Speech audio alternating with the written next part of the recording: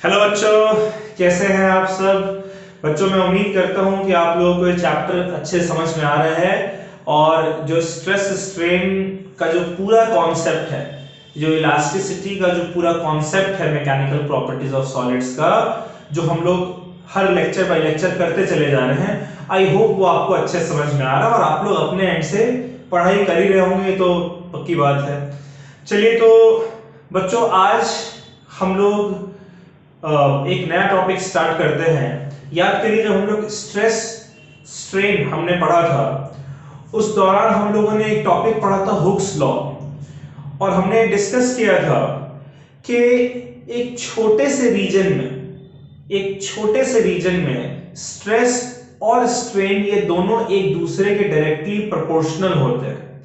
और फिर हमने लिखा था stress is proportional to strain, और प्रोपोर्शनैलिटी को हटाकर हमने एक कांस्टेंट डाला था k, राइट। उस k को हम लोगों ने मॉड्यूलस ऑफ इलास्टिसिटी कहा था बच्चों।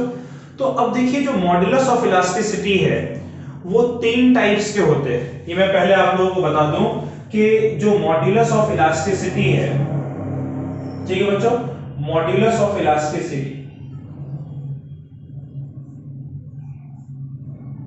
मॉड्यूलस ऑफ इलास्टिसिटी जो कि स्ट्रेस अपॉन स्ट्रेन होता है, it is of three types. What are the three types of modulus of elasticity?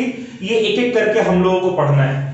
पहला मॉड्यूलस ऑफ इलास्टिसिटी, उसे हम लोग यंग्स मॉड्यूलस कहते हैं, ठीक है बच्चों, इसे हम लोग यंग्स मॉड्यूलस कहते हैं।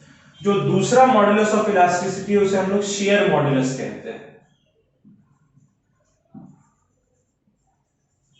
और जो तीसरा मॉड्यूलस ऑफ इलास्टिसिटी है, उसे हम लोग बल्क मॉड्यूलस कहते हैं। तो मॉड्यूलस ऑफ इलास्टिसिटी जो कि होता है ratio of stress upon strain, ये तीन टाइप्स के होते हैं, क्योंकि तीन टाइप के स्ट्रेस और स्ट्रेन होते हैं।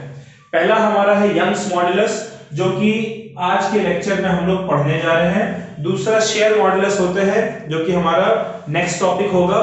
उसके बाद हमारा फिर बल्क मॉड्यूलस होगा, उसका अगला टॉपिक। पहले हम लोग यंग्स मॉड्यूलस करेंगे, उस पे बेस्ड कुछ क्वेश्चंस करेंगे, फिर शेयर मॉड्यूलस, उस पे बेस्ड क्वेश्चन, बल्क मॉड्यूलस, उस पे बेस्ड क्वेश्चन। तो सवाल ये उठता है, आखिरकार यंग्स मॉड्यूलस होता क्या है? ठीक है बच्चों, देखिए आप लोगों ने पढ़ा है कॉम्प्रेसिव स्ट्रेस और टेंसाइल स्ट्रेस के बारे में। तो देखिए, कॉम्प्रेसिव स्ट्रेस और टेंसाइल स्ट्रेस किसी भी एक मटेरियल को, जैसे सपोज करिए एक ऑब्जेक्ट है, इसके ऊपर अगर मैं बाहर की तरफ 10 न्यूटन का फोर्स लगाऊं, तब इस पर कुछ टेंसाइल स्ट्रेस प्रोड्यूस होगा। अच्छा, अगर मैं उतना ही 10 न्यूटन का फोर्स अंदर की तरफ लगाता हूं, तो कॉम्प्रेसिव स्ट्रेस प्रोड्यूस होगा। सेम अमाउंट ऑफ फोर्स के लिए कॉम्प्रेसिव स्ट्रेस और टेंसाइल स्ट्रेस दोनों एक दूसरे के बराबर होते हैं। उनको हम लोग लॉन्गिट्यूडनल स्ट्रेस भी कहते हैं। और लॉन्गिट्यूडनल स्ट्रेस यानी कॉम्प्रेसिव स्ट्रेस या टेंसाइल स्ट्रेस, इन दोनों को हम लोग लॉन्गिट्यूडनल स्ट्रेस कहते हैं। तो लॉन्गिट्यूडनल स्ट्रेस के कॉरेस्पॉन्डिंग एक लॉन्गिट्यूडनल स्ट्रेन प्रोड्यूस होता है बच्चों, राइट। तो ये जो रेशियो है लॉन्गिट्यूडनल स्ट्रेस और लॉन्गिट्यूडनल स्ट्रेन का, इसको हम लोग यंग्स मॉड्यूलस कहते हैं। ठीक है, यंग्स मॉड्यूलस किसे कहते हैं बच्चों? यंग्स मॉड्यूलस क्या है हमारा Young's modulus? It is equals to longitudinal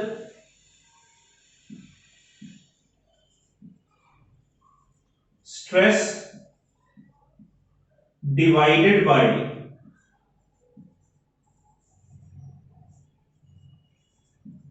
longitudinal strain. ठीक है बच्चों, यंग्स मॉड्यूलस को देखिए हम लोग कैपिटल Y सिंबल से रिप्रेजेंट करते हैं। लॉन्गिट्यूडनल स्ट्रेस क्या होता है? लॉन्गिट्यूडनल स्ट्रेस का मतलब हो गया या तो कंप्रेसिव स्ट्रेस या फिर टेंसाइल स्ट्रेस, राइट। इन दोनों में जो स्ट्रेस का फॉर्मूला है वो हमारा होता है longitudinal force per unit area divided by longitudinal strain, जो कि हमारा होता है डेल्टा L अपॉन L। ये हम लोगों ने types of stress and strain में लॉन्गिट्यूडनल स्ट्रेस, लॉन्गिट्यूडनल स्ट्रेन हमने डिफाइन किया था। ये देखिए हमारा क्या हो जाएगा, force upon area into delta L, तो हमारा नीचे रहेगा बच्चों, और एल हमारा ऊपर चला जाएगा। यानी यंग्स मॉडुलस का जो फॉर्मूला है वो आपका आ गया force into length divided by area into change in length. Clear है बात? और इसकी जो एसआई यूनिट है, इसकी एसआई यूनिट होगी बच्चों न्यूटन पर मीटर स्क्वायर। क्यों? देखिए मॉडुलस ऑफ इलास्टिसिटी की जो एसआई यूनिट है वो न्यूटन पर मीटर स्क्वायर ही होती है। क्यों भाई, ऐसा क्यों होता है? देखिए स्ट्रेस की यूनिट है न्यूटन पर मीटर स्क्वायर और स्ट्रेन की कोई यूनिट नहीं होती है, इसलिए इसकी एसआई यूनिट न्यूटन पर मीटर स्क्वायर ही रहेगी। क्लियर है बात? अच्छा अब देखिए लॉन्गिट्यूडनल स्ट्रेस और लॉन्गिट्यूडनल स्ट्रेन का रेशियो होता है यंग्स मॉडुलस। यंग्स मॉडुलस जो है वो फोर्स और लेंथ ऑफ कंडक्टर के डायरेक्टली, लेंथ ऑफ मटेरियल के डायरेक्टली प्रोपोर्शनल होता है, उसके क्रॉस सेक्शन एरिया के इनवर्सली प्रोपोर्शनल होता है, जो इलॉन्गेशन हो रहा है उसके इनवर्सली प्रोपोर्शनल होता है। क्लियर है? तो देखिए एक्सपेरिमेंटली ऐसा देखा गया बच्चों कि मेटल्स के का जो यंग्स मॉडुलस है वो काफी ज्यादा होता है then as compare to other materials. जो नॉन मेटल्स हैं उनके कंपैरिजन में मेटल्स का जो यंग्स मॉडुलस है वो ज्यादा होता है। अच्छा यंग्स मॉडुलस ज्यादा होने का मतलब क्या है? यंग्स मॉडुलस ज्यादा होने का मतलब है कि आपको छोटा सा भी अगर इलॉन्गेशन प्रोड्यूस करना है तो उसमें आपको ज्यादा फोर्स लगाने की जरूरत पड़ेगी। अगर सपोज करो कि किसी चीज को इलॉन्गेट करना है, 1% से इलॉन्गेट करना है किसी चीज के लेंथ को, उसके कॉरेस्पॉन्डिंग आप जिस ऑब्जेक्ट में आपको ज्यादा फोर्स लगाने की जरूरत है उसका यंग्स मॉडुलस ज्यादा होगा। जैसे स्टील की अगर हम बात करें, स्टील अगर आपको एक गिवन है स्टील, उसके लेंथ को 0.1% से भी अगर आपको बढ़ाना है तो आपको 2000 न्यूटन का फोर्स लगाना पड़ता है।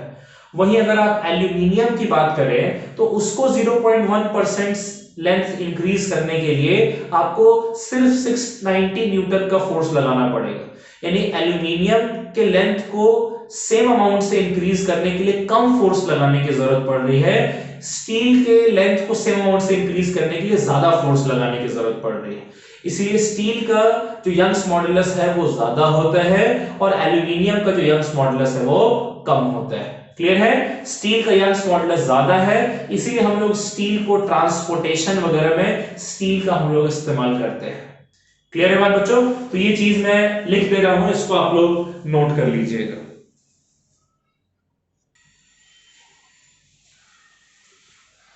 चलिए बच्चों, तो ये मैंने लिख दिए हैं आपके नोट करने के लिए।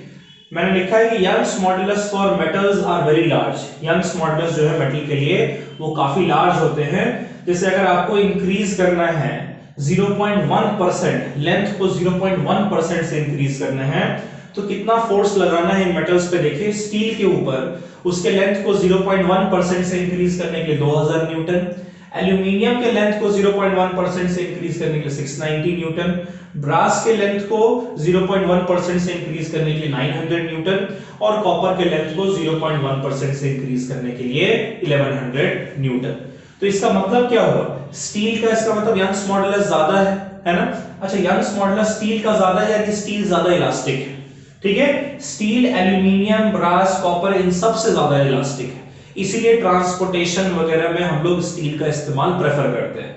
वैसे भी कॉपर पे ज्यादा फोर्स लगाने की जरूरत है, यानी कॉपर ब्रास और एल्यूमिनियम दोनों से ज्यादा इलास्टिक है। ब्रास पर एल्यूमिनियम से ज्यादा फोर्स लगाना पड़ रहा है, यानी ब्रास जो है वो एल्यूमिनियम से ज्यादा इलास्टिक है। सबसे कम इलास्टिक एल्यूमिनियम है यहाँ पर, सबसे ज्यादा इलास्टिक स्टील है यहाँ पर। क्लियर बच्चों? जैसे मैंने लिखा है this means that steel is more elastic than aluminium, copper is more elastic than brass and so on. इस तरीके से आप समझ सकते हैं। ठीक है? चलिए बच्चों, इसको आप लोग नोट कर लीजिए। आई होप आपको समझ में आया है। इसको अच्छे से पढ़ लीजिएगा क्योंकि नेक्स्ट लेक्चर में हम लोग इस पे बेस्ड कुछ न्यूमेरिकल्स करेंगे, तो वहां पर इसका पूरा इंफॉर्मेशन, पूरा नॉलेज जो है आपके लिए बेहद इंपॉर्टेंट हो जाता है। ठीक है? चलिए bye bye, take care, stay safe. ठीक है बच्चों, नेक्स्ट लेक्चर में हम लोग यंग्स मॉडुलस के कुछ न्यूमेरिकल्स करने जा रहे हैं। ठीक है? उसके बाद फिर हम आगे शेयर मॉडुलस और बल्क मॉडुलस को कवर करेंगे। चलिए बाय बाय।